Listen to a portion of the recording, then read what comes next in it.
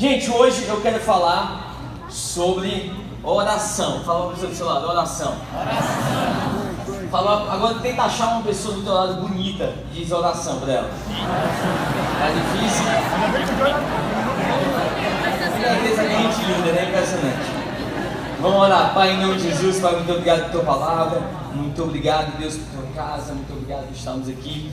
Essa noite vem falar aos nossos corações, não aquilo que nós queremos ouvir, mas aquilo que verdadeiramente nós precisamos ouvir. Espírito Santo de Deus, toma conta dessa noite, em nome de Jesus. Amém, amém, amém. Só um minutinho, gente.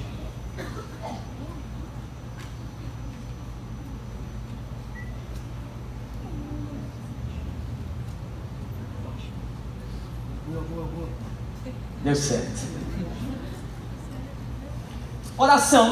Muitas vezes nós tratamos oração como se fosse um remédio na nossa vida. Às vezes nós temos os sintomas, nós temos o problema, aí nós começamos o quê? Aí nós começamos a orar, nós usamos a oração como se fosse apenas uma emergência, como se fosse apenas como se nós estivéssemos desesperados e a gente vai lá e a gente ora a Deus. Mas oração tem que fazer parte do nosso cotidiano, oração tem que fazer parte do nosso estilo de vida, é um hábito concernente à vida cristã. Quem é cristão tem que ter o hábito exatamente de orar, porque quem ora está dizendo que tem relacionamento com Deus, quem ora está dizendo que tem o quê? Intimidade com Deus. Porque quando Deus fala com a gente, Ele pode usar um profeta, Ele pode usar várias pessoas, Ele pode usar uma mula, Ele pode usar uma cadeira, Ele pode usar uma parede, Ele pode dizer os pássaros. Porque uma vez eu estava lá em Belo Horizonte, Deus falou comigo, até os passarinhos cantando, Deus falava comigo, aleluia, amém. Então, Deus pode falar com a gente em qualquer momento, mas nós só podemos falar com Deus através da oração.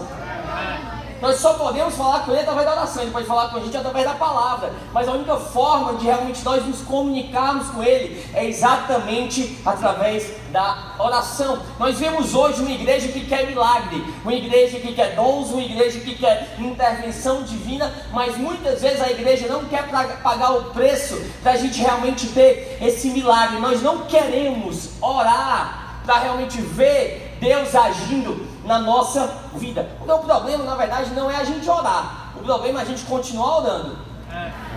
Porque orar a gente ora, a gente até começa a orar, mas muitas vezes nós não continuamos na oração. No dia de Pentecostes, sabe o que ele fala? Engraçado, porque Jesus ia falando assim: permaneçam na cidade até que vocês sejam cheios, até que venha o derramar do Espírito Santo na vida de vocês. Até ele falou o quê? Até que. Aí depois eles entraram no cenáculo e a Bíblia diz que todos, fala todos, oraram perseverantemente. Jesus, ele não disse assim: ei, fique lá até que. Ele não disse que era 10 dias, ele não disse que era 1 ano, ele não disse que era 15 dias, ele não disse que era 3 anos. Ele disse assim: ei, meu amigo, ore até que aconteça, ore até que aconteça, ore até que aconteça. Ou seja, nós não vamos só começar a orar, nós vamos continuar orando aquela oração que nós já começamos. Nós precisamos perseverar em oração. Nós precisamos entender que cristianismo, não dá nem tempo de bater palma, não quero atrasar hoje, acho difícil, mas ok. Porque cristianismo não é, meu amigo, uma mágica onde simplesmente nós oramos e o negócio acontece. Não, a nossa oração é o quê? É uma construção da nossa fé. John Wesley fala que a oração é o oxigênio da alma. Tiago diz que a oração dos justos pode muito em seus efeitos. Eu amo a oração porque através da oração eu creio na incompetência do impossível. Acho que você não entendeu.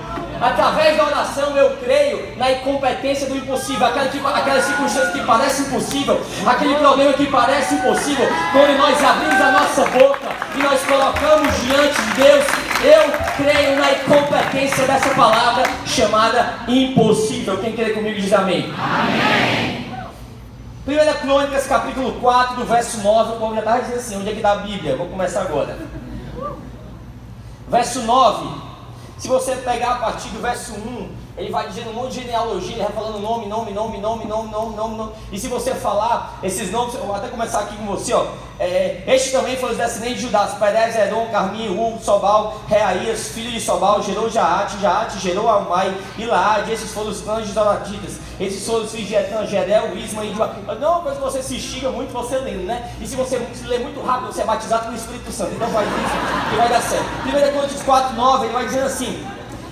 Ele vai dizer nessa genealogia, aí ele começa no 9, ele diz assim: Jabes, ou Jabes, sei lá, como você quer falar, fala Jabes.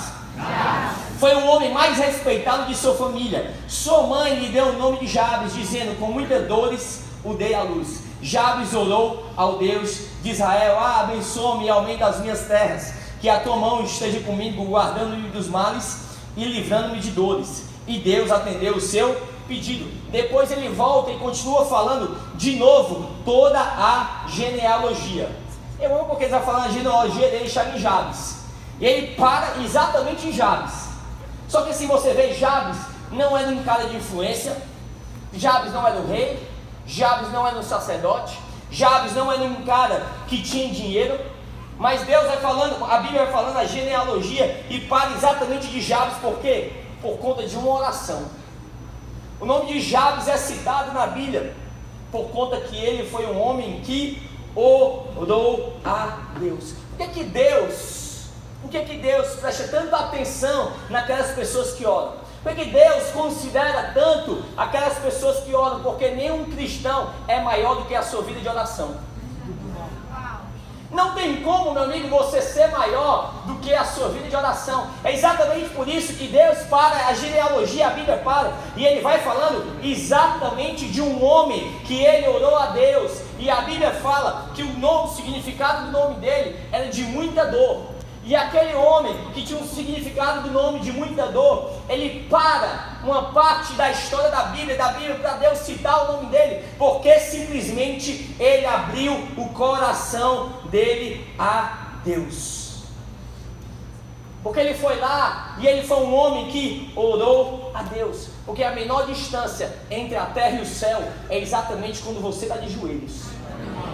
Quando você ora exatamente a Deus, porque você pode ir muito mais longe com os seus joelhos do que os teus pés podem te levar. Às vezes nós somos pessoas de ação, de fazer, mas muitas vezes nós não paramos para orar a Deus, para perguntar a Deus se aquilo que nós estamos fazendo é realmente da vontade de Deus para a gente fazer, porque muitas vezes nós não perguntamos a Deus porque nós temos medo da resposta, porque Deus pode dizer assim: ei, não é por esse caminho, ei, para de fazer isso que você está fazendo, ei, acaba esse namoro. Aleluia. Ou pode fazer outras coisas, mas muitas vezes nós temos medo da resposta que Deus tem para a nossa vida. Por isso muitas vezes que nós não Nós não oramos a Deus. Porque quando você trabalha, você colhe o fruto do seu trabalho, mas quando você ora, você colhe o fruto do trabalho de Deus.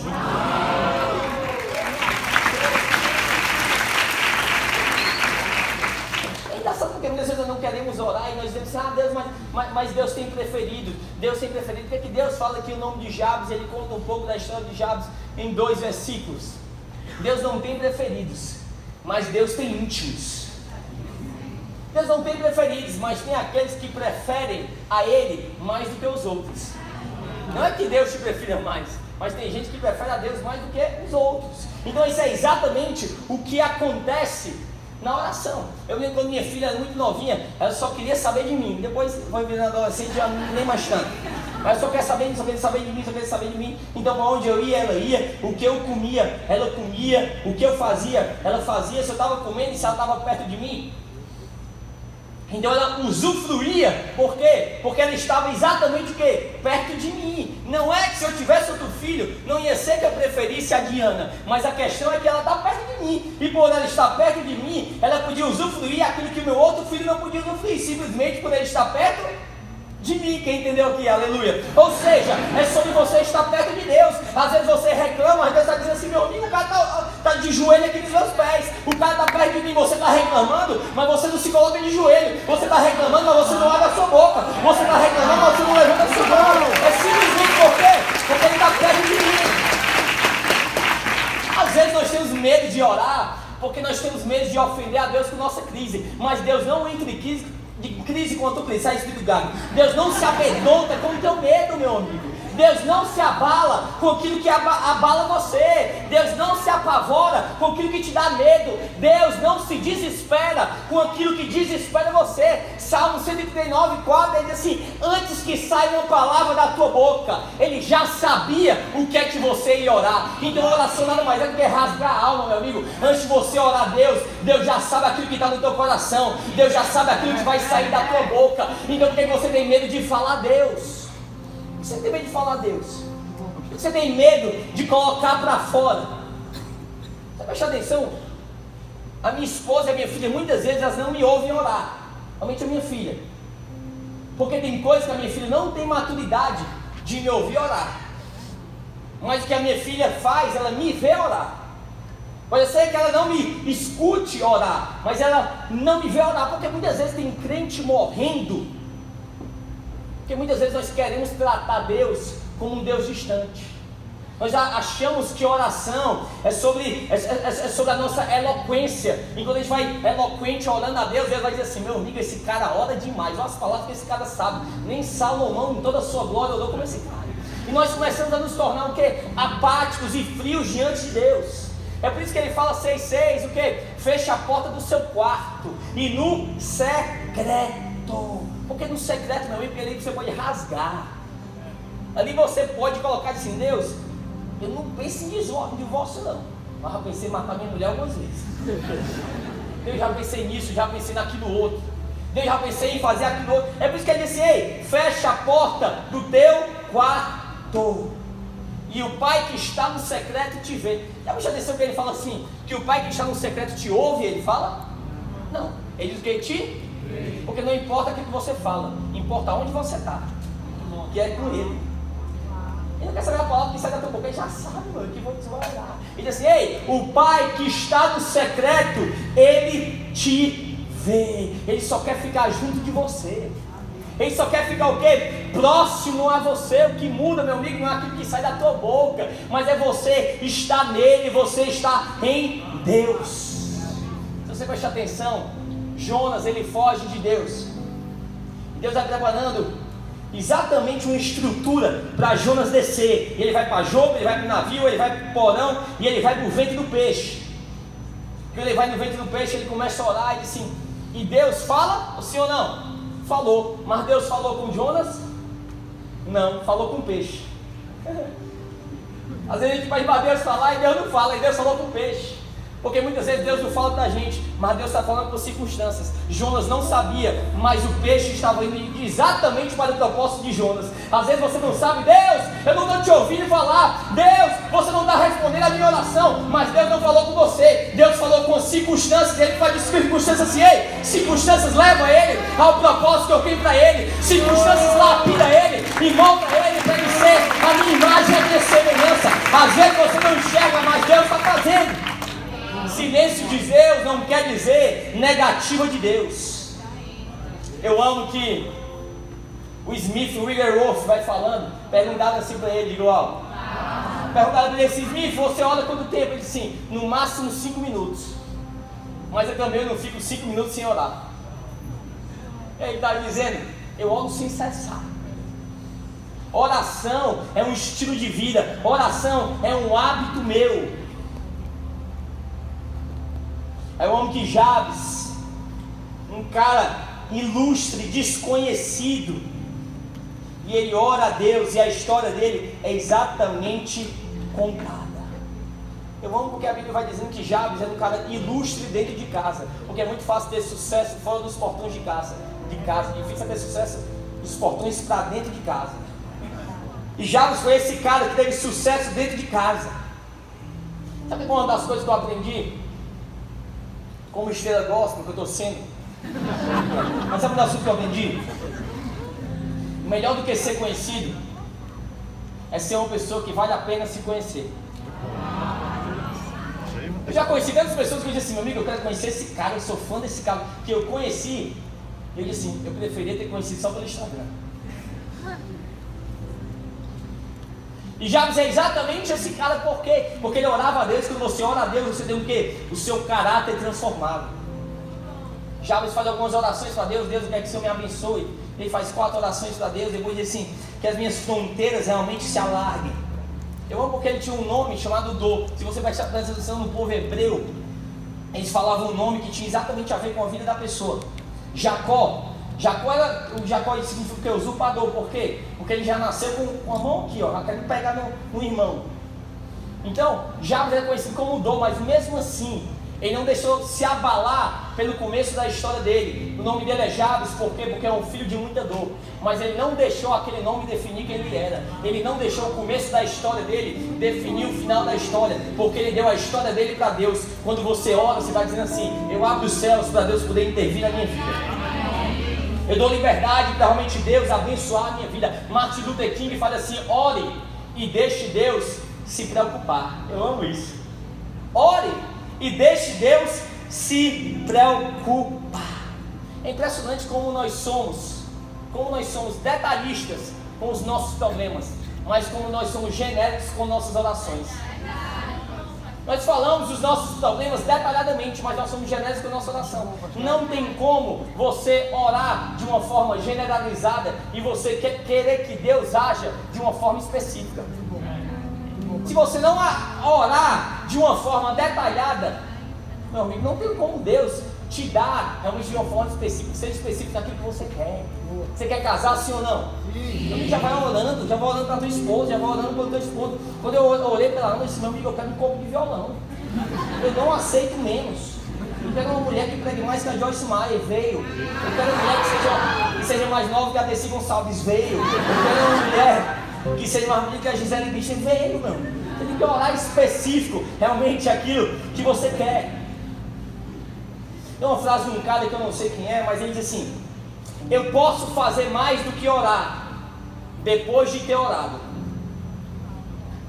mas não posso fazer mais do que orar antes de orar. Você não entendeu não, né? O que ele está dizendo? Ele está dizendo assim: você não deve fazer nada antes de orar. Ele diz assim: eu posso fazer mais do que orar, mas antes eu tenho que ter orado. Mas eu não posso fazer mais do que orar se antes eu não tiver realmente investido o meu tempo e realmente ter orado a Deus.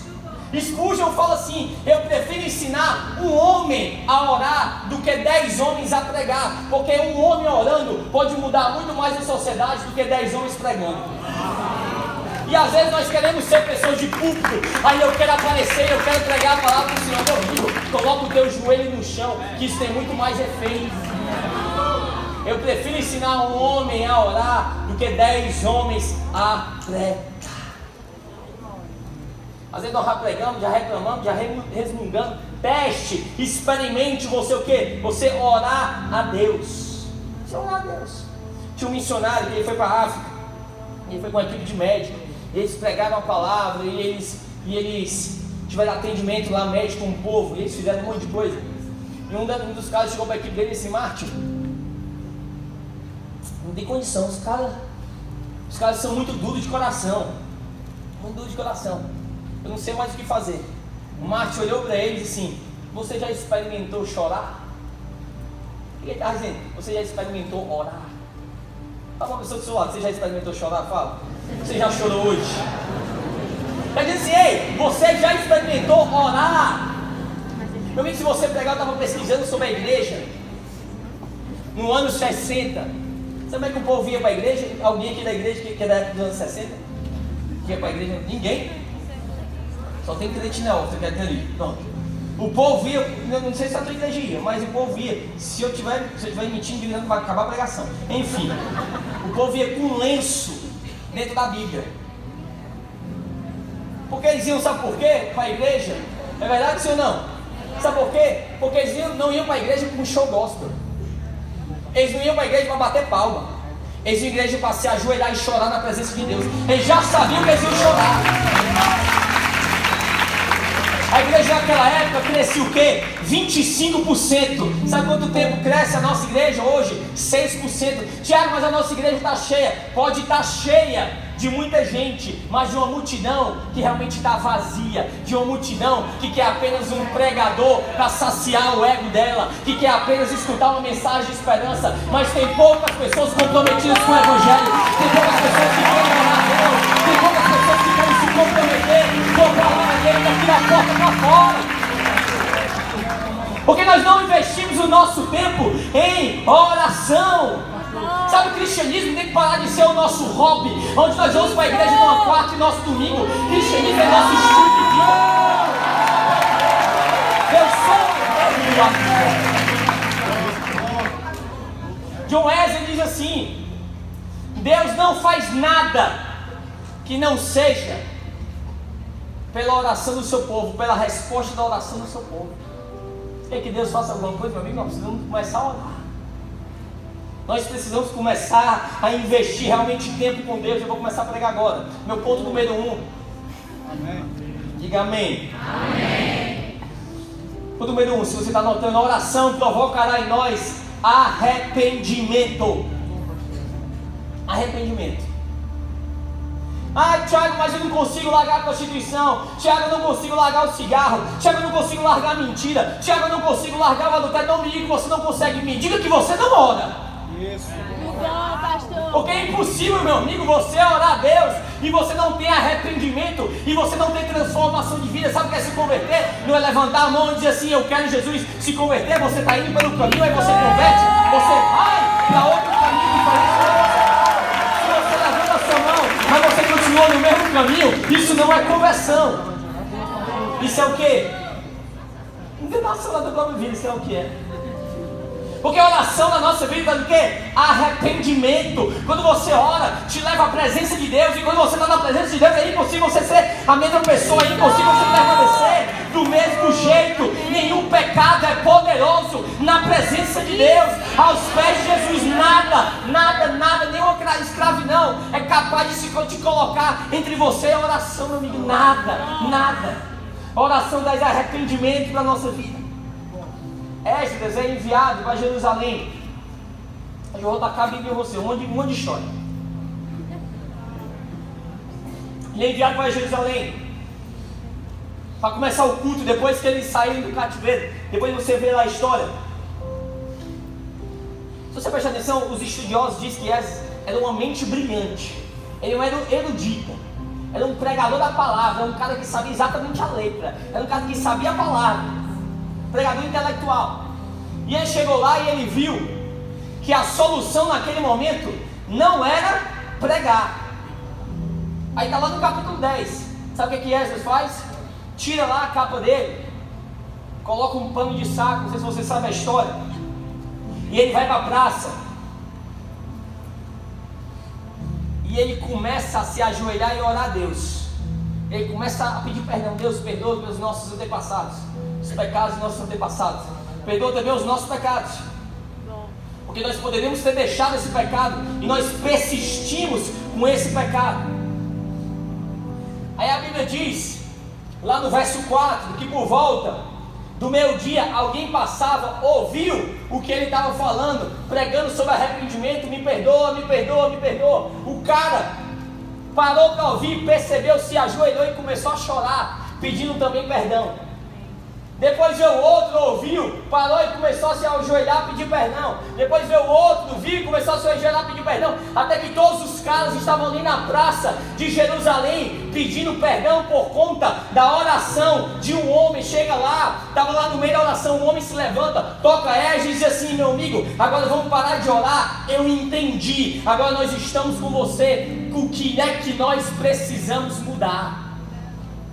O que é que nós precisamos fazer agora diferente? O que é que o Senhor quer? Nós vamos abandonar a nossa vida e nós realmente queremos servir Jesus. O que é que nós precisamos fazer? Porque uma igreja que ora, meu amigo, gera arrependimento no coração. Não adianta só eu orar por você, você tem que orar por você mesmo. Às vezes a pessoa quer que as outras pessoas olhem por você e você fica no seu quarto só assistindo a televisão. Não, deixa que ele intercede por mim. Você precisa também colocar o teu joelho no chão se você quer mudança realmente na sua vida. Ponto número 2, oração nos torna parceiros de Deus. Nenhum milagre na Bíblia ocorreu sem que o homem tenha se envolvido com Deus. Nenhum. Se o homem queria fazer um milagre, tinha o quê? Que se envolver com Deus.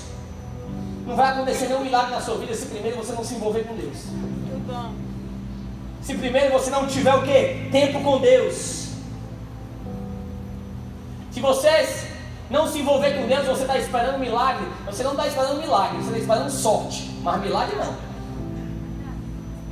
E quem não se envolve com Deus está esperando milagre, meu amigo. Você vai ter, pode ser no máximo sorte na sua vida. Mas milagre de Deus, sem se envolver com Deus, não tem como você ter.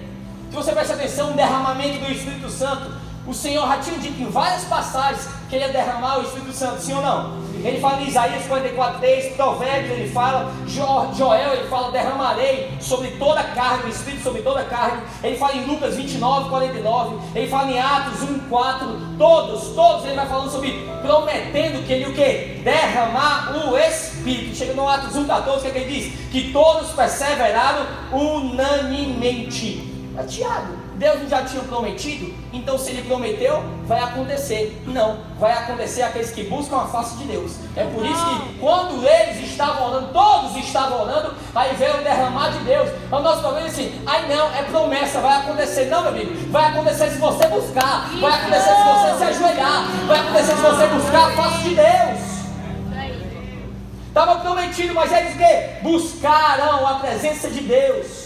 Oração te torna parceiro de Deus. Ele poderia fazer as coisas sozinho, mas ele escolheu fazer as coisas o quê? Junto com você. Ele podia abrir o mar vermelho sem Moisés, ele podia muito bem matar Golias sem Davi, mas Deus quis usar você. Você faz parte do plano de Deus. No ventre da sua mãe, ele já disse assim: ei, eu te escolhi, você é meu escolhido, eu tenho um propósito na tua vida, eu tenho um plano na sua vida. Por quê? Porque a oração te faz você ser parceiro de Deus. Nós, homens e mulheres, nós somos instrumentos na mão de Deus. Essa oração vai te levar a um nível, meu amigo, inimaginável na presença de Deus, que você não tem noção. O nosso problema é que nós começamos, mas nós o quê? Não perseveramos. Qual foi a última vez que você foi no shopping? A minha foi ontem. A última vez que você foi na praia? Qual foi a última vez que você fechou a porta do teu quarto e realmente, verdadeiramente, você conversou com Deus? Então, nós tratamos isso como trivialidade da vida. Só preste atenção. Nós tratamos isso como é algo trivial. Meu amigo, se a gente não fizer, os milagres não vão vir. Você pode vir para a igreja quanto você quiser vir. Muito bom. E Deus realmente é misericordioso. Às vezes Ele dá um milagrezinho aqui, mas não perdura na tua vida. Não porque Ele tira, mas porque você solta a mão. Porque você não tem o que? Tempo com Deus. Ponto número 3, a oração pode interferir no poder da natureza.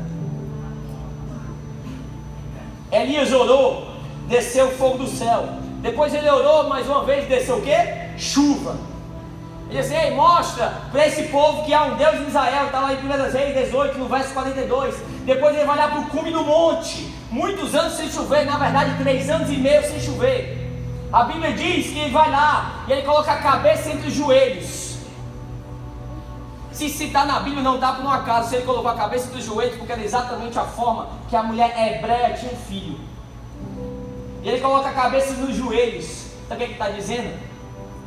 Quando uma mulher tem um filho, ela coloca a cabeça nos joelhos, ela está dizendo assim: oração faz você gerar.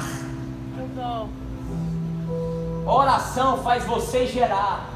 Do mundo espiritual, do mundo que é natural. Às vezes, quando nós começamos a orar, muitas vezes nós vamos sentir dores de parto. Sabe o que tu está dizendo? Meu amigo, se você orou e nunca sentiu dor, é porque realmente você nunca orou. Amigo, quantas vezes eu já troquei minha cama pelo chão gelado da minha casa? Se você orou a Deus e você nunca sentiu dor, meu amigo, é porque você não orou verdadeiramente. O cara queria fazer chover 3 anos e meio sem chuva. Não era qualquer oraçãozinha, não era qualquer preço que o cara tinha que pagar. Se você quer um grande milagre na sua vida, não adianta você me dizer que vai orar 5 minutos, uma vez a cada 3 anos, e quer que o negócio aconteça, meu amigo. Você precisa, é por isso que Jesus, ele vai lá para o Getsemane para orar. Sabe o que quer dizer Getsemane? É um lugar onde se imprensa, é um lugar onde o óleo sai, é um lugar onde o azeite sai. A oração é um lugar onde muitas vezes você é espremido para sair o melhor de você, porque a oração não muda Deus, a oração muda você. A oração não é um lugar onde você recebe a resposta de Deus, a oração é um lugar onde você muitas vezes é tratado por Deus. Você coloca de joelho assim: Deus, eu não sou nada, Deus, eu sou pó, Deus, eu não sou nada sem o Senhor. Se a tua mão está estendida sobre a minha vida, nós precisamos orar a Deus. Precisamos sofrer muitas vezes na oração, para a gente não precisar sofrer na tribulação. Toma essa, pode botar, coelho Tiago. Josué capítulo 10, essa aqui é linda demais. O sol se pôs. Josué sabia que se a noite viesse, eles não podiam vencer a guerra. Sabe o que Josué faz? Josué vai lá na montanha, na região montanhosa, ele vai lá e diz assim: sol, para aí. Lua, se detém um pouquinho. É muita ousadia, meu. Aí você vai dizer assim: é fantasia? Não, meu, está na Bíblia. Para o sol. Se você prestar atenção, pode botar lá no Google. Bote no Google quando chegar em casa. Josué parou o sol. Depois bota do lado cientistas. A ciência fala sobre esse dia que Josué parou o sol e deteve a lua durante 23 horas. Ah, meu amigo, não deu uma salva de palmas como se você estivesse no final do filme, não. Se é para Deus, pode ser melhor. Ele parou o sol e deteve a lua por conta da resposta de oração de homem. Não vou me dizer quem não pode mudar o teu casamento. Não vou me dizer quem não pode mudar a tua história. Não vou me dizer quem não pode transformar quem você é. Muito bom! Amém! Lá no Google, bom?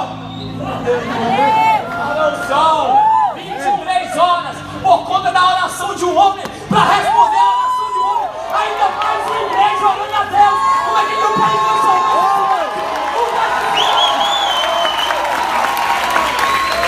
O problema é que nós somos preguiçosos espirituais. E antes que Deus mude a cidade, meu amigo, vamos colocar o nosso joelho no chão. Vamos orar a Deus que Ele pode fazer. Ele é capaz de fazer a sua oração. Interfere. Da hora de começar a substituir festas por quebrantamento. Piadinhas por arrependimento na presença de Deus. Amigo, eu posso fazer muita brincadeira aqui em cima, mas uma coisa que eu tenho é o quê? Vida com Deus. Tudo que eu prego aqui, eu escutei a voz do Espírito Santo falar. Eu não estou aqui como um palhacinho para falar para vocês, para dar entretenimento, nem para dizer aquilo que você quer escutar, não. Eu falo aquilo que o Espírito Santo quer fazer. E se Deus usou uma mula, ainda mais com cabo de calça colada, como essa? Eu acho que dá uns 30 anos, vai dizer assim: Deus usa um meio que Deus pode mudar a ordem das coisas por sua causa. Amém. Você precisa que orar, ter fé que Deus pode fazer. Ponto 4. Eu estou indo bem no tempo. Estou correndo. Oração mexe com o mundo espiritual. Fala para o seu lado: oração mexe com o mundo espiritual. Deixa eu falar uma verdade aqui perigosa para você. Quando você vai para o cinema, dizer que não pode ir para o cinema, estou dizendo isso. Quando você vai para o cinema, Satanás nem liga que você vai para o cinema, sabia? Todo mundo vai. Quando você compra um carro novo, ele tá aí. Um monte de gente compra. Quando você vai para a praia, ele não está nem aí, porque um monte de gente vai para a praia. Mas é impossível você fechar a porta do teu quarto, você orar a Deus e ele não perceber. Uau. Impossível, irmão. Porque isso mexe exatamente com ele. Você pode até pregar bonito, ele pode olhar assim e dizer assim, é blá blá blá. Mas quando você se quebranta na presença de Deus, meu amigo, isso aí deixa ele perturbar. Porque é a maior oração exatamente que você pode fazer. Daniel 10 vai contando a história. Ele orando acerca de Jerusalém. Deus envia um anjo para trazer a resposta a Daniel. Mas depois vai lendo toda essa história que eu estou contando. Para trazer a resposta para Daniel. E o anjo não consegue chegar até Daniel. A Bíblia diz que um principado não deixa a resposta chegar até Daniel. Depois de 21 dias, Daniel orando, mesmo ele não tendo a resposta, ele não parou de orar. Ele continuou orando. Deus bradou lá do céu no 21º dia. Tem um Antigo Testamento, tem cada história linda. Ele bradou e disse assim: Miguel, pra cá. Tá vendo aquele cabo ali? Quer que você chegue lá e mande a resposta para ele, porque o outro foi e não conseguiu chegar. Mas eu quero que você vá lá e mande a resposta para ele. Vou ler aqui para você.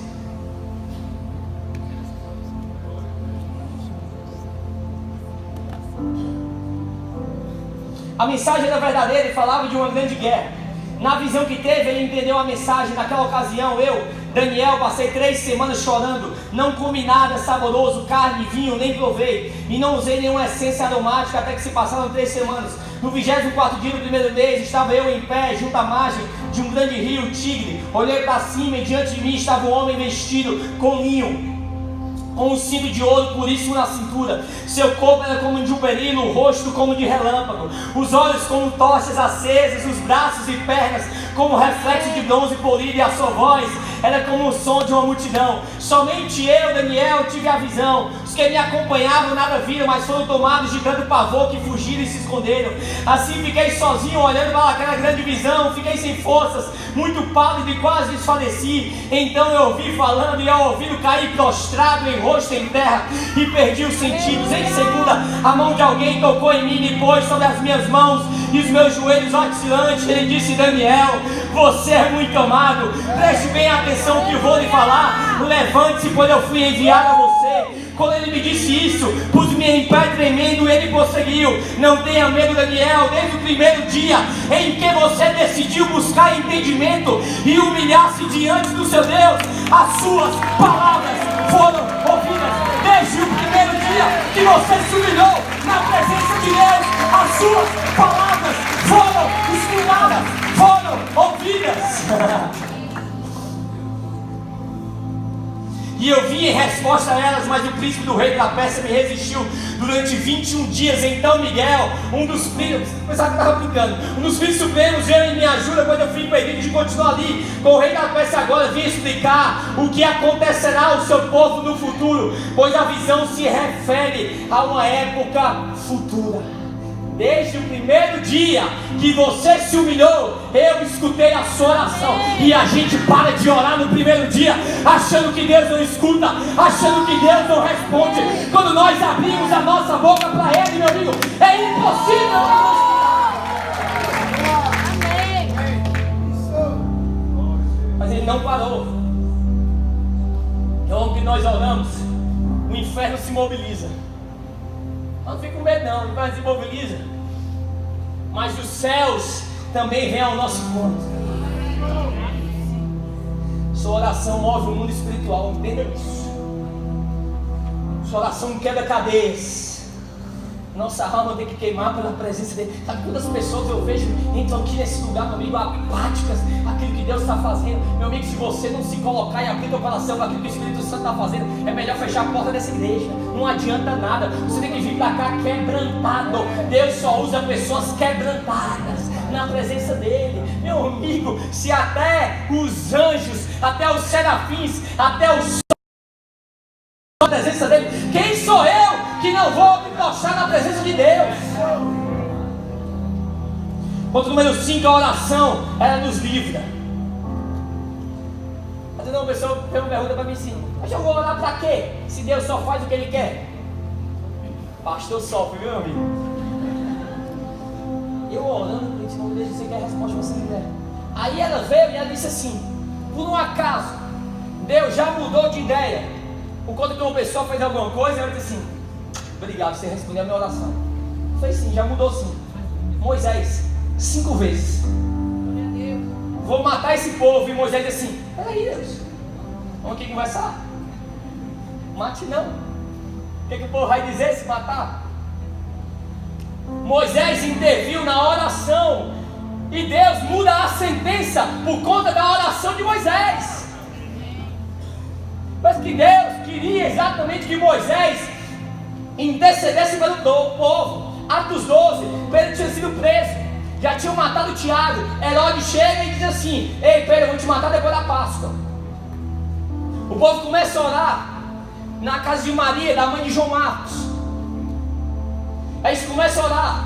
O anjo vai lá, acorda Pedro, diz assim: levanta. Ele pensa que está no sonho. Levanta, coloca a sandália, bota a capa agora. Ele pensa que está sonhando. Até ele sair, ele sentiu uma brisa na testa dele, um vento da noite. Aí ele vê que ele não estava sonhando. Aí ele vai exatamente para onde? Para a casa de Maria, da mãe de João Marcos. Aí ele vê uma igreja todinha orando. E por conta que uma igreja todinha está orando, o anjo vai lá na prisão e tira exatamente Pedro da prisão. Sabe o que ele está dizendo? Ei, a oração pode nos livrar, a oração pode quebrar a cadeia, a oração pode trazer teu marido para a igreja, a oração pode trazer teus filhos aos pés de Jesus. A oração, ela nos livra. A oração muda uma situação. Dizendo assim: Tiago, não tem um poder para nada. Tem, você tem um poder para orar. Tiago, eu não sei o que falar. Ajoelhe e só diz assim: meu Deus, Jesus, eu não sei nem, que às vezes a gente sabe qual é o direcionamento que Deus quer dar para a gente. Às vezes eu me ajoelho na presença de Deus e eu não falo nada, porque às vezes eu limito a minha oração às minhas palavras. Aí é por isso que diz assim: ei, o Espírito ora por você com gemidos inexprimíveis. Eu digo assim: Deus, eu não sei nem o que orar, eu não sei nem o que eu quero que o Senhor faça na minha vida. Então eu fico lá e só fico assim: Jesus.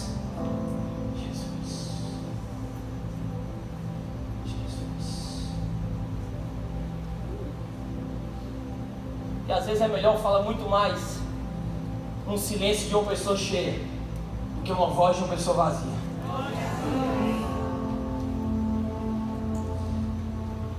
A oração nos livra.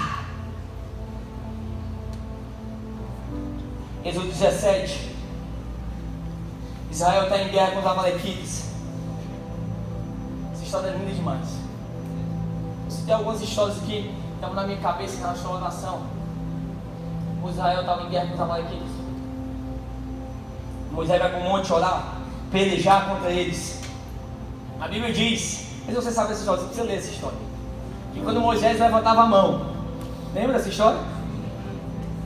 O povo de Israel começava a ganhar a guerra. Moisés cansava e abaixava as mãos. Os povos amalequitas começavam a ganhar com o povo israelita. Moisés levantava, Israel ganhando. Moisés baixava, os amalequitas começaram a ganhar. Sobe lá, perceberam Arão e viram isso que Moisés fazia. Assim: Moisés, senta aqui nessa pedra, porque agora eu vou ficar de um lado e o Ufa vai ficar do outro lado.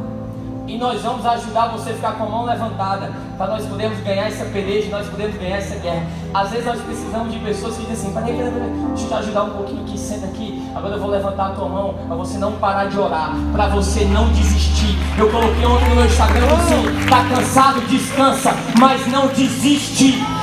Fica com cola, pessoas do teu lado, meu amigo, que na hora que você está cansado e quer baixar a mão, essa pessoa vai dizer assim: senta aqui um pouquinho que eu vou levantar a mão por você, eu vou orar um pouquinho por você, eu vou interceder um pouquinho para você. Quando você vem para a igreja, você está dizendo: ei, comunidade, me ajuda também, porque eu preciso de um milagre. E sabe o que a igreja em conjunto faz por você? Nós também levantamos a sua mão quando você está cansado, para um dia quando você estiver forte, você levantar a nossa mão quando nós estivermos cansados.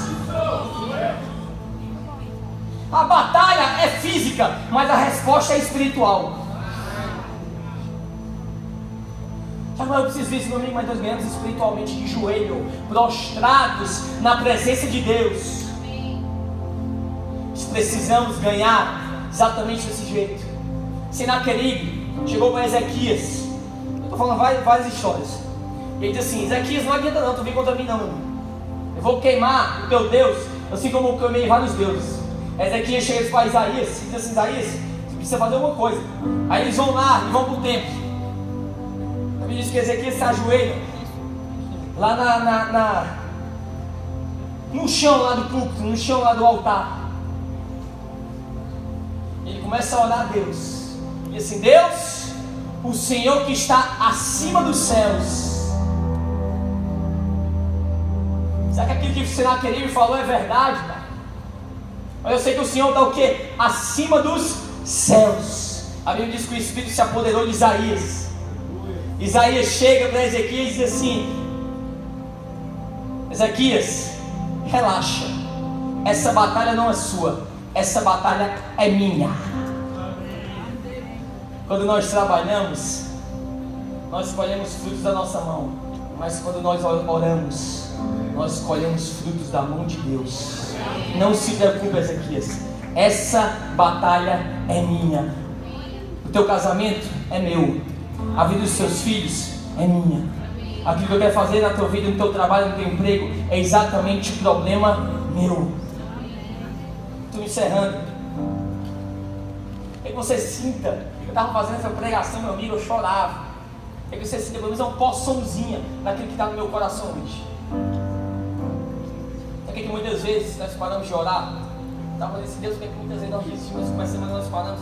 Porque nós muitas vezes nós não oramos como filhos. A gente falou um pouco sobre família domingo, mas nós não oramos como filhos. Como é que Jesus nos ensinou a orar? Jesus não nos ensinou a orar como os discípulos. Jesus não diz assim, quando você orar, você diga assim, Senhor, porque Jesus não nos ensinou a orar como servos.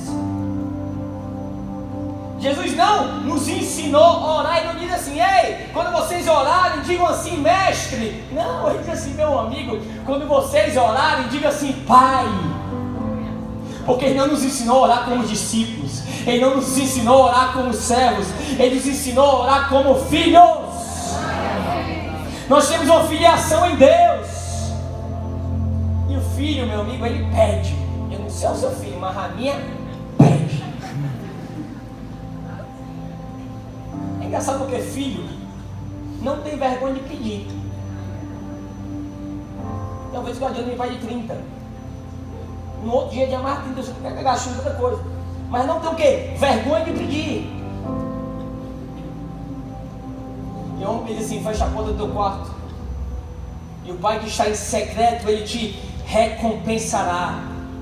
Às vezes nós precisamos voltar a nossa oração como criança. Salomão vai dizendo assim, Deus, eu quero ser como uma criança, porque eu não sei nem entrar e eu não sei nem sair. Muitas vezes nós paramos de orar a Deus porque nós achamos que nós já somos adultos e maduros e nós já sabemos que nós achamos que nós já sabemos. Meu amigo, quanto mais eu fico adulto, já agora em 2019 eu vou fazer 23, quanto mais minha idade vai passando, mais eu vejo que eu não sei, mais eu vejo que eu preciso ser o quê? Criança em relação a Deus. Mas nós começamos a ler mais a Bíblia, e nós começamos a estudar mais a Bíblia, e nós ficamos cheios de teologia, mas nós ficamos vazios de Deus. É impressionante.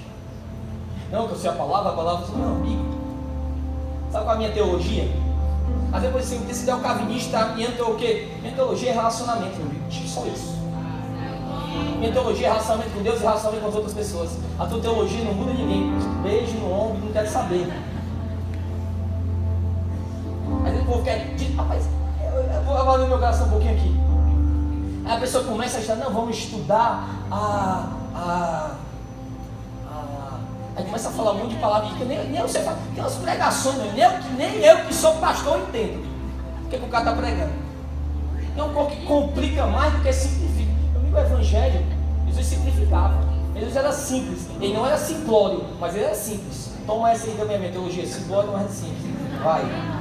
Nós precisamos olhar o quê? Como filhos. Eu não sei a tua, meu amigo, mas quando a minha filha muitas vezes recebe não, ela ora, ela esperneia, e às vezes ela não para não de continuar pedindo quando eu digo não. Nós precisamos voltar a ser filhos, parar aquele relacionamento distante. Nós precisamos fechar a porta do nosso quarto e no secreto nosso Pai que nos vê. O que você vai falar não vai espantar Deus, não vai deixar Deus em crise. Você precisa abrir o teu coração para Deus. Você precisa se rasgar na presença de Deus. Não tem como você ser cristão e você tratar isso como um hobby. Isso tem que ser teu estilo de vida. Orar tem que ser, como vai dizendo, não sei se o John Wesley falou que é exatamente a respiração da alma. não sei nem o que orar, às vezes eu também não sei, meu amigo, me ajoelho. E assim, Jesus, que o Senhor vê na minha vida, Jesus, que o Senhor vê na minha vida. Eu não sei qual o caminho que o Senhor vê para mim, Deus. Eu sei que eu preciso da tua mão estendida sobre a minha vida. Pai, em nome de Jesus, eu te peço sobre cada pessoa aqui nesse lugar, Deus.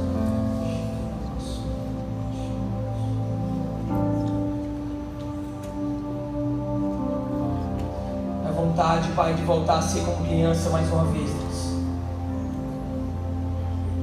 Eles sabem que eles são filhos, Pai, antigos. Eles podem rasgar o coração, Pai, na tua presença, Deus.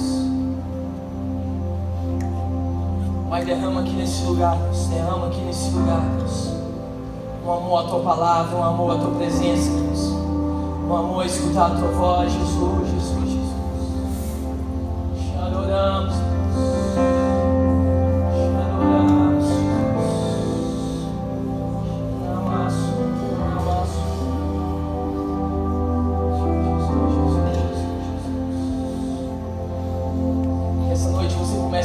De oração. Essa noite você deixa ser guiado pelo Espírito Santo. Se for com gemidos inexprimíveis, eu não sei. Se você quiser se ajoelhar na presença dele, se ajoelha. Se você quiser levantar, se você quiser levantar a sua mão, faz. Se você quiser ficar sentado, fica. Se você quiser deitar, deita. Mas deixa eu dizer uma coisa: começa a tua vida de oração hoje. Começa a se derramar na presença de Deus. Espírito Santo, Espírito Santo, Espírito Santo. Sopra nos quatro cantos, Pai, essa noite, Jesus, Jesus. Vem inundar esse lugar, Jesus.